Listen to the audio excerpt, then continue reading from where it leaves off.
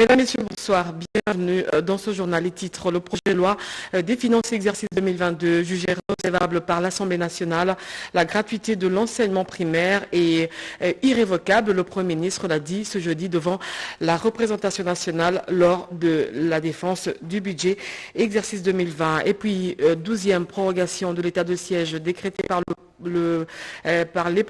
dans les provinces de l'Ituri et du Nord Kivu. Le Sénat vient de voter en seconde lecture cette prorogation. Entre-temps, le président du Sénat a clôturé les travaux du premier congrès Sénat président des assemblées provinciales.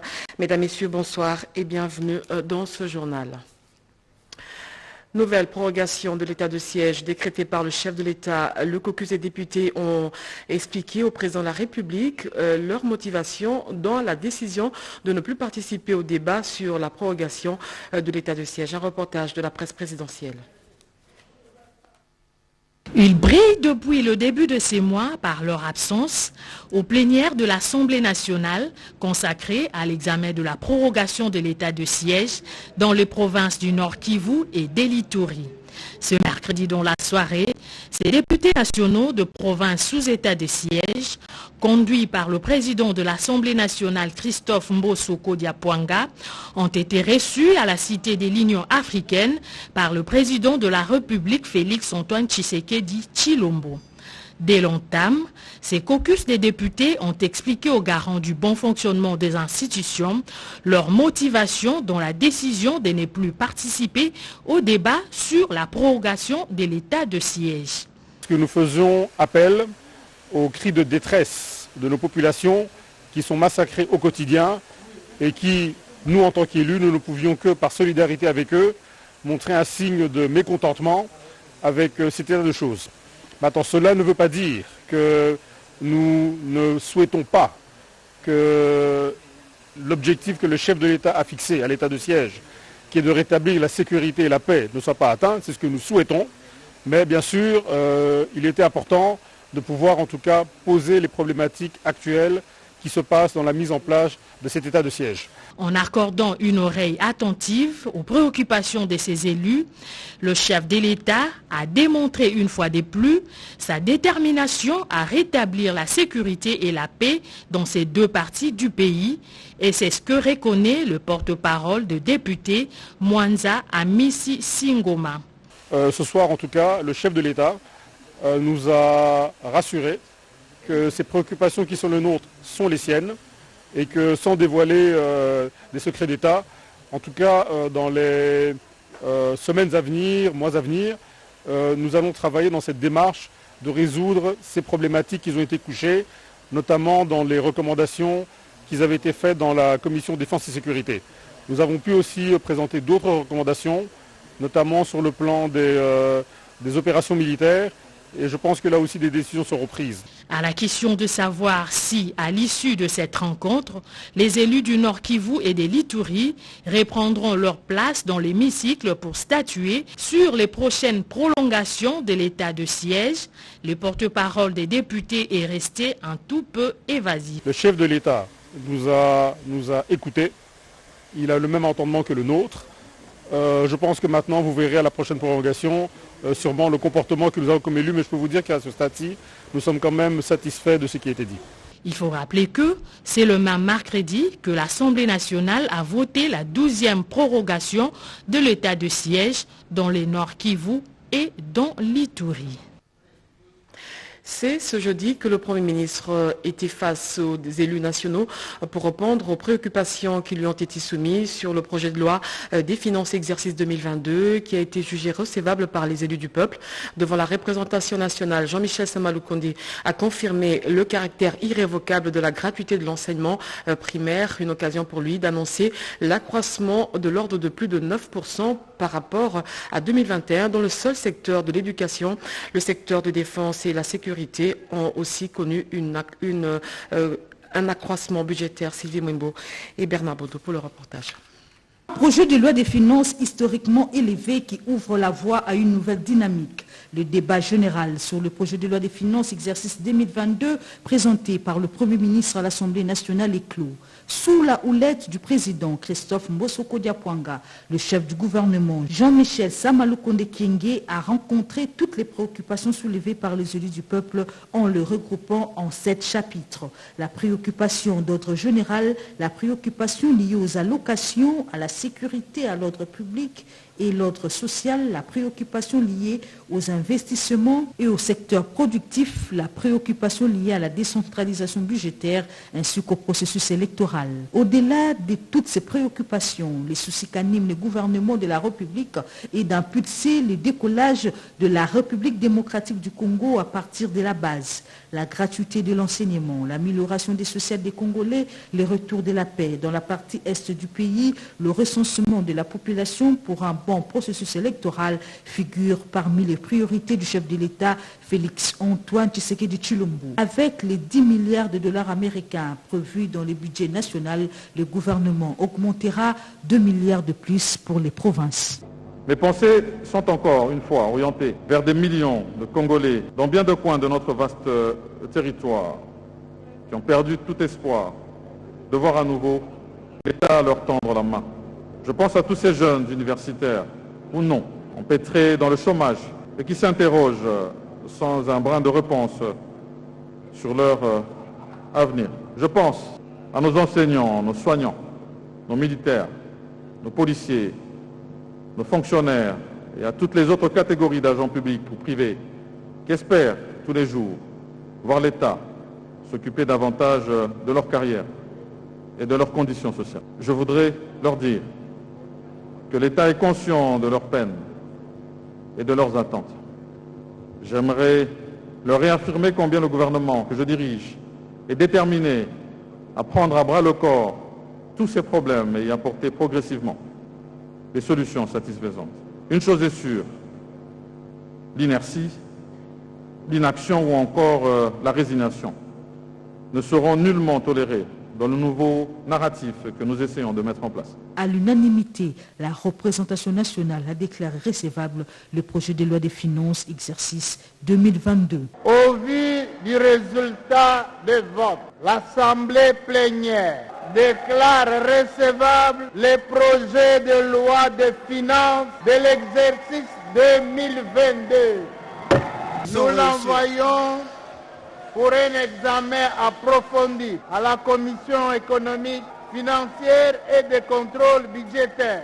Nous accordons un délai de 15 jours à cette commission en vue de réaliser le travail à lui confier et d'en déposer les rapports au bureau de l'Assemblée nationale. L'Assemblée nationale, en tant qu'autorité budgétaire, va s'y pencher froidement sur le texte et il reviendra en plénière pour son adoption. Et en réaction, les députés nationaux saluent la recevabilité de ce projet de loi des finances exercice 2022. Suivez ces réactions. Ce gouvernement qui a fait ses preuves à travers son ministère de Finances, qui a réussi à mobiliser près de 1 milliard de dollars de recettes, mérite notre confiance. Et déjà, le nombre des investisseurs étrangers a augmenté et la RDC est devenue attractive. Tous les fondamentaux économiques sont réunis. Pour moi, ils ont mérité à ce que nous puissions adopter leur budget, ça veut dire leur projet de budget, qui est notre budget de la République. Merci. Jeudi au sommaire, le Sénat a adopté en seconde lecture la loi portant prorogation de l'état de siège décrété par le chef de l'État dans les provinces de l'Ituri et du Nord Kivu. Après débat, ce projet de loi a été voté, ce conformément à l'article 113 du règlement intérieur du Sénat. Juste après, Modeste Bahati a clôturé les travaux du premier congrès Sénat président des assemblées provinciales. Edith Chala. 87 voix pour, 3 voix contre, une abstention. Le Sénat a voté en seconde lecture pour la 12e fois consécutive l'autorisation de la prorogation de l'état de siège dans les provinces du Nord Kivu et de l'Ituri. C'était au cours d'une plénière présidée par le speaker de la Chambre haute du Parlement, Modeste Bahati Lukwebo, plénière à laquelle ont participé les présidents des assemblées provinciales en séjour à Kinshasa pour prendre part au premier congrès Sénat président des assemblées provinciales. Tout de suite après, Modeste Bahati Lukwebo a procédé à la clôture de ce premier congrès, forum qui a débouché sur la mise en place d'un cadre de dialogue entre le Sénat et les présidents des assemblées provinciales, comme cela est inscrit aux articles 10 et 220 de son règlement intérieur. La résolution y afférente a été votée à l'unanimité par la plénière. Ce cadre a, entre autres missions, œuvré en faveur d'une collaboration efficace et apaisée entre les institutions provinciales, contribué à la consolidation de la cohésion provinciale, ainsi qu'à la stabilité institutionnelle, comme contenu dans la déclaration finale. Le cadre de dialogue et de concertation, notamment pour mission de établir et formaliser un rapport interactif entre le Sénat et les assemblées provinciales. Informer le Sénat sur toute question touchant le province et les territoires décentralisés, ainsi que celles relatives au processus de décentralisation. Les participants venus des organes délibérants de 26 provinces de la RDC ont reçu les brevets de participation dûment signés par le président du Sénat, Modeste Bahati. Ces assises inédites ont été organisées avec l'appui technique et financier du Programme des Nations Unies pour le développement PNUD. Désormais, ce cadre de dialogue institutionnel se tiendra 1 ou 2 fois par an. Le budget 2022 devra prendre en compte quelques aspects liés à la croissance du budget alloué à la recherche scientifique pour atteindre le seuil de 1%. Le ministre de la Recherche scientifique a, pour ce faire, réfléchi avec quelques députés nationaux sur les grandes orientations du budget 2022 pour atteindre le développement du pays. Un reportage de Marie Kalang. 41,8%, c'est le taux d'accroissement du budget 2022 de la République démocratique du Congo, estimé à hauteur de plus de 200 000 milliards de francs congolais, soit 9,8 milliards de dollars américains. Et les ministères de la Recherche scientifique et innovation technologique et celui du développement rural, tous issus du regroupement politique ADRP, Alliance des démocrates pour le renouveau et le progrès, membres de l'Union sacrée, désirent avoir une part considérable pour mener au mieux les tâches de développement du pays. Réunis autour du président de ce regroupement politique, ministre d'État, ministre du développement rural, François Rubota Masumbuko, le ministre des Recherches scientifiques et innovation technologique, José Mpanda Kabangu, et les députés nationaux de l'ADRP ont analysé les grandes orientations du budget 2022. Il a fallu, avant qu'on discute de ce budget, que les députés de l'ADRP puissent analyser les grandes orientations par rapport aux ministères qu'ils ont dans ce gouvernement. La recherche scientifique, il y a des stations un peu partout. Nous avons l'INERA, nous avons des stations qui interviennent un peu dans le cadre du développement de la recherche scientifique, parce qu'il n'y a pas de développement sans recherche. Et le ministère du développement rural qui doit porter les projets phares de développement de 145 territoires que le gouvernement a mis sur pied, et nous pensons que nous devons avoir quand même une part de l'union par rapport à ces ministères-là. José Mpanda Kabangu se bat pour accroître le budget de la recherche scientifique et innovation technologique afin de répondre à la recommandation selon laquelle le budget de la recherche représente au moins 1% du produit intérieur brut.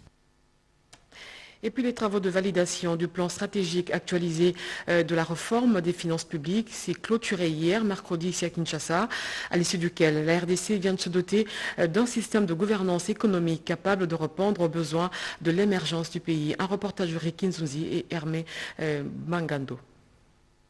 La gouvernance économique en République démocratique du Congo bénéficie désormais d'un nouveau plan stratégique actualisé pour la réforme des finances publiques 2022-2028. Ce document validé sous la coordination technique du COREF avec l'appui financier de l'Union européenne, après 2 jours d'intenses travaux, met en évidence l'accroissement des recettes intérieures, la numérisation du système de gestion des finances publiques avec la maîtrise des risques et la participation liée à la gestion des politiques publiques ainsi que la transparence pour l'accès public à l'information budgétaire et le contrôle citoyen. En suivant hier les principales conclusions de l'évaluation de la performance de la gestion des finances publiques selon la méthodologie PEFA réalisée en 2019, nous avons noté que le système de gestion des finances publiques présente encore des faiblesses qui doivent motiver la prise des décisions sur les actions urgentes à entreprendre pour la conduite des réformes majeures et parfois audacieuses. Pour le ministre d'État en charge du budget, Aimé Boji Sangara, qui a clôturé les travaux à la place du ministre des Finances empêché, cette mobilisation des partenaires techniques et financiers doit être saluée à juste titre et reste une contribution satisfaisante à la réussite des différentes réformes comprises dans le 8 axes du nouveau plan. Fin de la mission de vulgarisation et de sensibilisation sur la loi de la sous-traitance dans le secteur privé. Avant de regagner la capitale, Eustache Mohanzi, ministre d'État en charge de l'entrepreneuriat, a procédé dans la province du Katanga à l'inauguration de la direction provinciale de l'autorité de régulation de la sous-traitance de la dite province. Mireille Ndeke pour le reportage. C'est dans le souci de rapprocher son administration de PME et de mieux s'imprégner de réalités qui se posent sur terrain dans le secteur de la sous-traitance que l'ARSP se déploie à travers les provinces. L'installation de la direction provinciale de l'autorité de régulation de la sous-traitance dans le secteur privé dans le Haut-Katanga vient répondre à plusieurs attentes de parties prenantes concernées par les 10 secteurs. Le directeur provincial de l'ARSP, Gérard Bizungu, qui vient de prendre nouvellement ses fonctions, a promis de pérenniser les échanges constructifs nécessaires avec toutes les parties prenantes pour relever les défis de l'émergence d'une classe moyenne dans le Haut-Katanga. La mise en œuvre de la loi 17/001 du 8 février 2017 fixant les règles applicables à la sous-traitance dans le secteur privé suscite beaucoup d'attentes au niveau de la province du Haut-Katanga. Le directeur général de l'ARSP, Kalesh Ahmed, qui croit à cet objectif, a exhorté la direction provinciale à poursuivre la campagne de vulgarisation et de sensibilisation sur la loi numéro 17/001 relative à la sous-traitance dans le secteur privé afin de la faire mieux connaître et la faire mieux respecter. L'installation officielle à Lubumbashi de la direction provinciale de l'ARSP et de son responsable constitue donc la deuxième étape d'un long processus planifié qui vient de se matérialiser. Le ministre d'État a procédé à la coupure du ruban symbolique pour la circonstance. Il a ainsi insisté sur l'application de cette loi qui offre des opportunités de croissance au bénéfice des entrepreneurs locaux et nationaux. Le directeur provincial de l'ARSP du Haut-Katanga s'engage à jouer le rôle de catalyseur dans cette transformation en autant d'opportunités pour tous les sous-traitants du Haut-Katanga. En Afrique du Sud, où elle séjourne, la ministre du Portefeuille a réuni autour d'elle les experts de la RDC et ceux de l'Afrique du Sud. Les échanges ont tourné sur le système de transactions bancaires. Un reportage de nos envoyés spéciaux Angèle Mabiala et Elie Ntumba. Les experts de la CADECO qui ont effectué les déplacements de l'Afrique du Sud ont eu une séance de travail avec le Sud-Africain sur la nouvelle organisation de la CADECO. La nouvelle CADECO devra être en mesure de servir les clients dans la durée, dans le coin et les recoins de la République démocratique du Congo. Un système flexible sera conçu afin d'offrir un modèle transparent en forme de coût. Les clients sont divers certes, mais ils vont être servis en temps réel. Nous allons implémenter bientôt un système qui tienne compte de différentes réalités du pays, parce que le partenaire avec lequel nous sommes en train de discuter a des solutions pour les banques traditionnelles et les banques qui sont digitalisées. L'assureur national qui est la SONAS dit prendre des mesures adéquates pour que la CADECO rénovée puisse mieux protéger ses clients. L'ensemble des travaux qui se font pour cette relance ressort les risques assurables que la SONAS devra couvrir du côté de l'investisseur, ainsi que les risques qui vont se présenter du côté de la CADECO bénéficiaire de l'investissement. La CADECO devra fournir de gros efforts pour signer son intégration à la Chambre des compensations de la Banque centrale, a exigé la ministre d'État en charge du portefeuille, la princesse Adel Kainda Maïna. La CADECO doit entrer dans la performance, dans la règle de l'art et dans la meilleure sécurité qui soit, a dit la princesse Adel Kainda aux experts sud-africains et congolais. Depuis Germiston, à l'est de Johannesburg, Elie Ntumba et Angèle Mabiala Landou pour la radio-télévision nationale congolaise. Merci Angèle Mabiala et surtout passe un bon séjour. Et puis le président de la centrale électorale s'est entretenu avec le représentant Pays-Bas de l'IFES, Denis Kadima et Sila Mungata ont évalué le mécanisme de poursuite du partenariat entre ces deux institutions d'appui à la démocratie, Tétis Samba et Hervé Poudi pour le reportage. Le nouveau président de la Commission électorale nationale indépendante multiplie depuis son installation un balai diplomatique pour mener à bon port le bateau des élections. Ce jeudi 18 novembre 2021, Denis Kadima Kazadi a échangé avec une délégation de la Fondation internationale pour les systèmes électoraux IFES, conduite par son représentant pays Muntaga Sila. Plusieurs questions d'actualité ont été passées en revue, notamment la continuité et l'évaluation des possibilités de la collaboration entre la CENI et l'AFS. Je représente l'AFS actuellement en RDC dans le cadre d'un projet qui est financé par l'USAID, un projet d'intégrité des activités électorales. Donc il était important pour cette prise de fonction de venir rendre visite, une visite de courtoisie d'abord, parce que je suis tout nouveau, et aussi évaluer aussi les possibilités de collaboration avec la CENI dans le cadre d'une participation au processus électoral et par l'implication aussi de tous les acteurs électoraux afin d'aller dans un processus apaisé et d'inclusion de tous les parties prenantes dans le processus électoral. Créée en 1987 et présente en République démocratique du Congo depuis 1998, l'AFS offre un soutien indéfectible au processus électoral en RDC. Cette ONG internationale fournit une expertise d'assistance technique aux organes de gestion électorale et intervient aussi dans la prévention et la gestion des conflits post-électoraux. Dans le cadre de la conférence de la COP26 qui se tient à Glasgow, la vice-première ministre en charge de l'environnement et du développement durable a participé à l'Assemblée générale au bâtiment du ministère de l'Intérieur pendant 2 jours. Les participants ont échangé autour des objectifs du développement durable de la République démocratique du Congo. C'était par visioconférence. Un reportage de Kinanga Musashi. Le ministère de l'Environnement et du Développement durable de la RDC présente à ses assises de Glasgow par la personne de Madame la vice-première ministre Eve Bazaïba a continué malgré la distance à travailler en synergie avec les autres structures restées au pays. Mais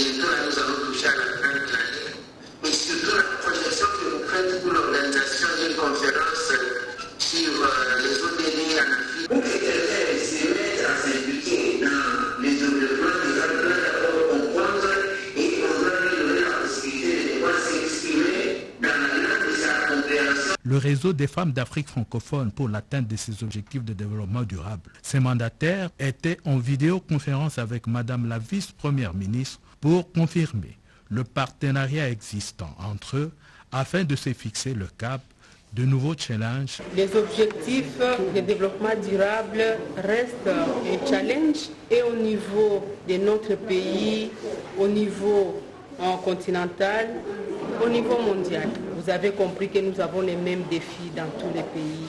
Mais est-il que la volonté et la détermination ne sont pas les mêmes? La conférence a tourné autour de la bonne gouvernance. Ce qui nous a pu s'intéresser, c'est que notre pays a été plébiscité comme un pays solution par rapport à l'environnement. Le conseil du chef de l'État au collège du bureau conjoint a fait le déplacement du Bandundu, ville-province du Kwilu. Joseph Moké a sensibilisé la population sur le bien fondé de la vision du chef de l'État pour le développement de cette partie du pays. Jacques Kabwabwa pour le reportage. À Bandundu ville, chef-lieu de la province de Kwilu, où il a séjourné dernièrement, dans le cadre de la pérennisation de la vision du développement du chef de l'État dans cette partie du territoire national, le conseiller du chef de l'État au collège du bureau conjoint, Joseph Moketawaba, a été accueilli par une foule en liesse. Le constat est sans équivoque, car cette visite politique était très bénéfique et riche d'enseignements. À Bandundu, la population s'est dit prête à accompagner la vision politique du chef de l'État, Félix Antoine Tshisekedi Tshilombo, piloté par le Premier ministre et chef du gouvernement, Sama Lukonde. Le garant de la nation m'a envoyé à la chasse et la première dame, Maman Denis Nakeru, pour attraper un gibier. Et celui le gibet est d'intérêt général et non le contraire. Le Bandundu, ce que je devinais, c'est auparavant où les gens disaient le Bandundu c'est dans l'opposition. Nous disons non. Ce temps est déjà aboli. C'est le temps de Fachi. La population qui demande vraiment au regard de l'intérêt général, le chef de l'État et ma très chère première dame Maman Denise Nakeru, d'une descente ardemment à Bandundu ville natale, voir tout ce qui se passe. Bandundu invariable. La population déplore et demande la visibilité et la présence de notre garant, l'excellence Félix Antoine Tshisekedi. Tout Bandundu-Ville a apprécié les messages du conseiller Moketawaba et a promis son accompagnement de cette vision du garant de la nation d'un Congo fort, debout et prospère. Suivent à présent les activités du Conseil du chef de l'État dans la province du Kasaï. Les premières lignes seront formées pendant 3 jours sur les formes et préventions à prendre quant à la lutte contre la traite des personnes au Kasaï central. Parmi eux, nous pouvons citer les magistrats, les avocats, les inspecteurs du travail, ainsi que les assistants sociaux œuvrant dans la province. Madame Antoinette Dikukayoa explique ici les mobiles et missions de l'Agence pour la prévention et la lutte contre la traite des personnes avant d'interpeller les parents et différentes structures de la société civile à une responsabilité ferme. La mission principale de l'agence, c'est assurer la coordination de toutes les activités de lutte contre la traite des personnes. Vous avez ici, on a organisé un séminaire sur la traite qui regroupe plusieurs personnes qu'on appelle les intervenants de première ligne, les avocats, les magistrats, les assistants sociaux, les agents qui travaillent aux frontières, à la ANR, etc. Parce que toutes ces personnes, dans la sphère de leurs activités, sont confrontées à ce problème. Et avant ces explications de la chargée d'études, un aperçu général a été donné par un expert tout en précisant que la traite des personnes constitue une violation grave des droits humains. Il faut signaler que parmi les formes données dans cette session initiale, nous pouvons citer encore la vente et le trafic des enfants, le trafic d'organes ainsi que les mariages précoces. Et puis les pays africains célèbrent la journée africaine de la statistique. Cette journée a pour but de sensibiliser le public sur l'importance de la statistique dans le développement économique et social du continent. Les arts, la culture et le patrimoine, l'évier pour l'édification de l'Afrique que nous voulons, c'est le thème retenu pour cette année. À ce sujet, le vice-ministre du Plan a adressé un message à ses compatriotes. Suivez. Chers compatriotes, j'ai l'insigne honneur d'adresser en ces jours des célébrations de la journée africaine de la statistique un message à la nation au nom du ministre d'État, ministre du Plan. Avant de commencer mon propos, permettez-moi de rendre un vibrant hommage à Excellence Monsieur le Président de la République, chef de l'État, Félix Antoine Tshisekedi Tshilombo, président en exercice de l'Union africaine, de ce qui ne ménage aucun effort dans la prise de mesures idoines qui permettent de rendre efficace les systèmes statistiques nationaux. C'est également l'occasion pour moi d'adresser mes sincères et chaleureux remerciements à son Excellence Monsieur le Premier ministre Jean-Michel Samalukonde Kyenge, chef du gouvernement, qui traduit avec efficacité la vision du Président de la République dans cette matière statistique ancrée dans le programme du gouvernement. Cette journée est aussi l'occasion de passer en revue les multiples avancées et défis à relever dans les domaines du renforcement du système national des statistiques. Le gouvernement de la République s'est engagé fermement à réaliser dès l'année prochaine le deuxième recensement général de la population et de l'habitat, RGPH 2 en sigle, afin de doter les pays des statistiques démographiques, socio-économiques complètes et à jour. Un pays sans statistiques et données démographiques fiables ne peut prétendre à un développement durable. Que vive la République démocratique du Congo, que vive la journée africaine de la statistique. Je vous remercie. Le directeur général intérimaire de l'entreprise Transco tient à l'amélioration des conditions de travail de ses agents et cadres. Il vient de doter des kits de travail qui vont permettre aux agents un bon rendement des travailleurs sur le terrain. Suzy Ngoy.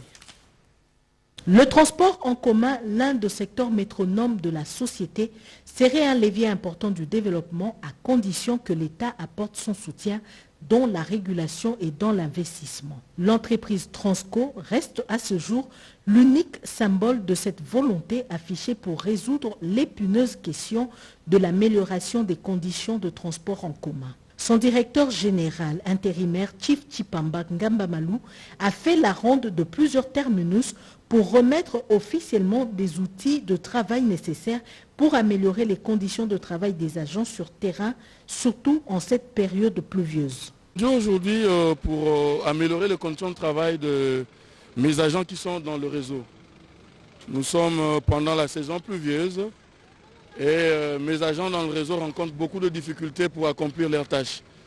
Avec le moyen de bord, on a dû réunir des imperméables, tables et chaises, parasols également, pour mettre à leur disposition.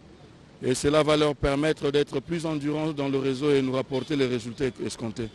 Voilà pourquoi on est descendu nous-mêmes pour nous assurer que chacun d'eux est servi.